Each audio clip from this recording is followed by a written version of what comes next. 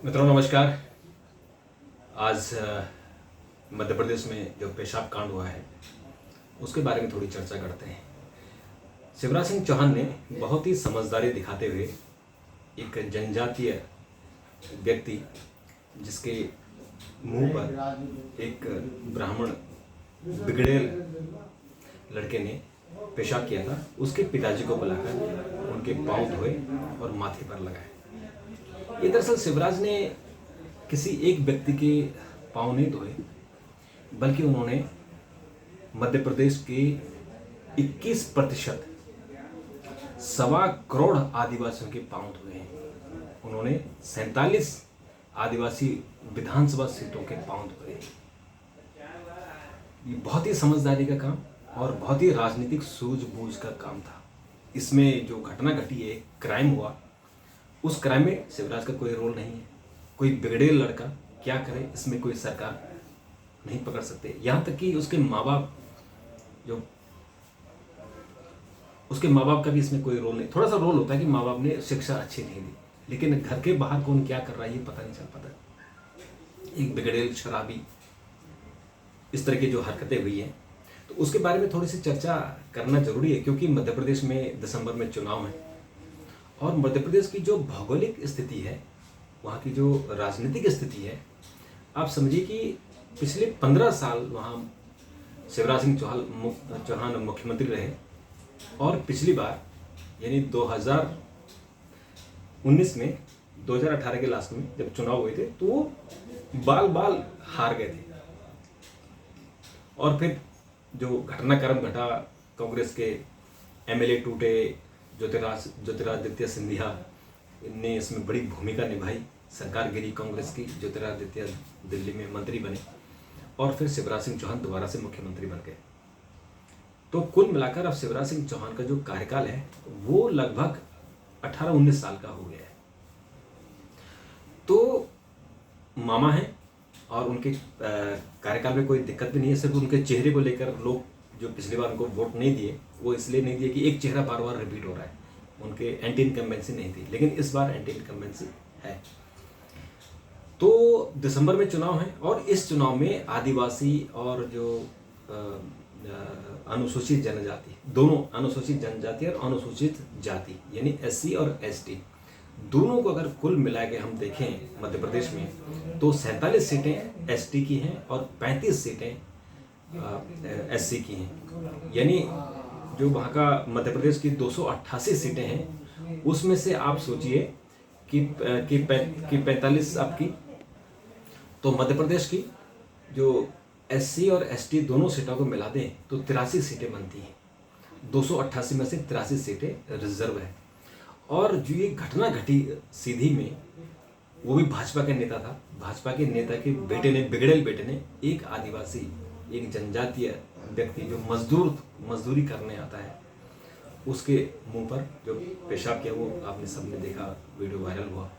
तो उसके बाद शिवराज सिंह चौहान को इस बात की भनक लगी कि ये बहुत बड़ा मुद्दा बन सकता है, क्योंकि कल ही वहाँ उस व्यक्ति के घर में कांग्रेस के लीडर भी पहुंच गए, बीजेपी के लीडर भी पहुंच गए और उन दोनों में नारेबाजी हो गई।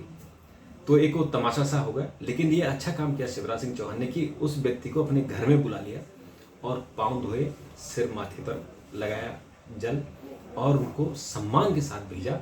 और जो उन्होंने कहा कि उनका दिल, उनका हृदय बहुत पीड़ित है, दुखी है, और साथ ही साथ उन्होंने बुलडोजर भेज दिया और उनकी जो इमारत थी, घर था, उसको डैमेज कर दिया। इसके बाद आज आपने देखा होगा कि उनका पूरा परिवार सड़क पर आ गया और उन्होंने जो खाना बनाया वो बाहर बनाया, क्योंकि वो घर उजाड़ दिया, घर रहने लायक नहीं रहा, उसको काफ़ी डैमेज हो गया।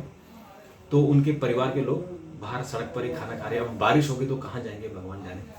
लेकिन इसमें एक चर्चा का विषय जरूर है कि इस वक्त अगर बेटे ने या किसी ने भी अगर अपराध किया, जैसे उत्तर प्रदेश में हमने देखा कि अगर किसी ने अपराध किया तो उसका घर उजाड़ दिया जाता है। मुझे लगता है, ऐसा लगता है कि घर नहीं उजाड़ना, घर तभी उजाड़ना चाहिए कोई आतंकवादी हो, दूसरा कि वो फरार हो, घर नहीं आ रहा हो, और तीसरा कि उसके उस घर के कारण उस घर में अपराध की षड्यंत्र हो रहा है।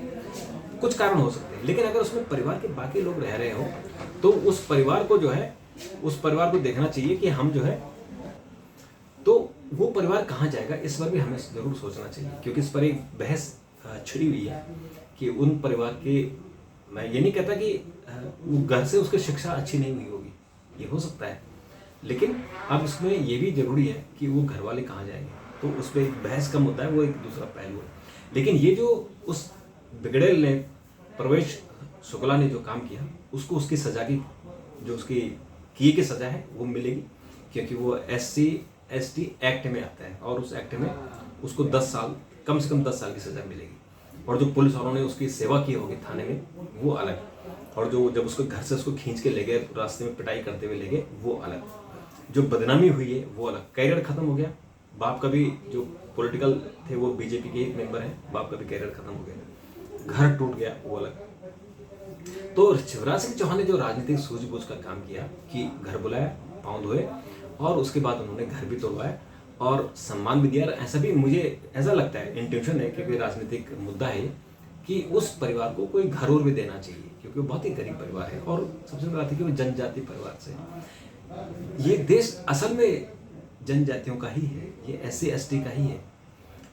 बाकी तो आप कुछ भी कह सकते हैं कि बाहर से लोग आए, RN आए, जो भी है, जो भी कहानी करो, लेकिन ओरिजिनली ये देश जो है वो SC/ST का है। तो उनकी रक्षा करना, उनके अधिकारों की रक्षा करना, ये हम सबका दायित्व है। उनको उंगली न दिखाए कोई,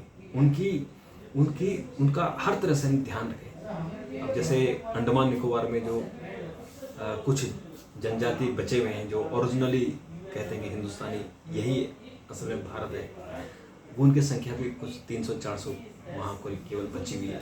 तो उन सबका रक्षा करना हम सबकी जिम्मेदारी है। तो अब ये जो हुआ है, इससे जो राजनीतिक फायदा क्या हुआ, उनको, जो शिवराज सिंह चौहान को क्या फायदा हुआ कि जो 83 सीटें हैं उसमें से 47 सीटें SC/ST की हैं, उसका फायदा हो गया। मध्य प्रदेश की जो भौगोलिक और जो राजनीतिक स्थिति है, उसकी पॉपुलेशन करीब 7 करोड़ है। इस 7 करोड़ में से 5 करोड़ वहाँ वोटर हैं, और जो 5 करोड़ वोटर हैं उनमें से लगभग 80 लाख के आसपास वोटर वो केवल ST के हैं, और पॉपुलेशन हम देखें तो 7 करोड़ में से 1.25 करोड़ करीबन ST है। तो कुल मिलाकर 47 जो वहाँ विधानसभा सीटें हैं वो प्रभावित होती हैं, 6 वहाँ लोकसभा की सीटें हैं ST की। तो ये राजनीतिक बहुत बड़ा गेम है कि अगर आदिवासी नाराज हो जाए तो समझो कि आपका कितना बड़ा नुकसान होगा। लेकिन शिवराज सिंह चौहान ने बहुत अच्छा काम किया, अपना राजनीतिक नुकसान होने से बचा दिया, और अब जो आगे जो भी होगा कानूनी कार्रवाई होगी वो अपनी जगह है। लेकिन अब इससे आदिवासी, क्योंकि वहाँ सबसे बड़ी जो जाति है वो भील है, और दूसरे नंबर पर कोल आती है। तो ऐसा सुनने में आ रहा है कि जो उस व्यक्ति के साथ दुर्व्यवहार हुआ है वो शायद कोल जनजाति से है। तो आप सोचिए कि अगर कोल का हम देख लें तो नंबर 2 पर आती है, यानी उनकी पॉपुलेशन आप देखिए। तो कुल मिला के आज जो हम चर्चा कर रहे थे, कुछ लोगों से बात हो रही थी कि इससे जो आदिवासी समाज है बड़ा खुश है। इसलिए कि उसको तसल्ली होगी कि उनको न्याय मिलेगा, और जिसने गलत काम किया है उसको सजा मिलेगी। तो ये जो उनको एक विश्वास आया है, उस विश्वास से बीजेपी का जो राजनीतिक युद्ध है, जो राजनीतिक उनकी लड़ाई है, उसको डैमेज नहीं होगा, बल्कि इसमें आदिवासी समाज में इसकी जरूर शिवराज सिंह चौहान की चर्चा होगी कि कैसे उन्होंने एक आदिवासी समुदाय के व्यक्ति के पांव धोए, तो इससे उसको राजनीतिक फायदा ही मिलेगा। तो शिवराज सिंह चौहान ने केवल पांव नहीं धोए बल्कि पाप धोए हैं, और करीबन 47 सीटों का जो आदिवासी लोग हैं उनको नमन किया है, उनके पांव धोए हैं, और जो करीबन 1.25 करोड़ पॉपुलेशन है आदिवासियों की, उनके पांव धोए हैं। तो ये राजनीतिक तौर पर बहुत ही समझा सुलझा हुआ निर्णय था। मित्रों, अगर इसमें आपका कोई प्रतिक्रिया हो तो जरूर दीजिए। तब तक के लिए नमस्कार, थैंक यू, धन्यवाद।